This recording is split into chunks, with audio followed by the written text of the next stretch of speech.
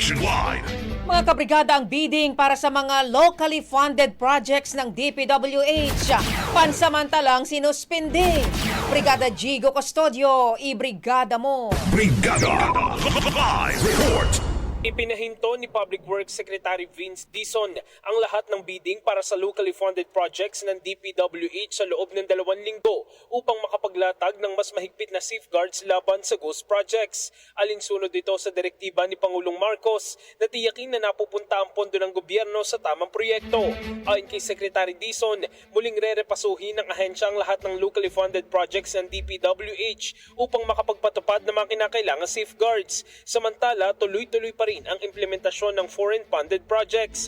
Babantayan naman ng DPWH ang mga proyektong nabid na at na-award na para masiguro na hindi ito substandard at mauwi sa ghost project.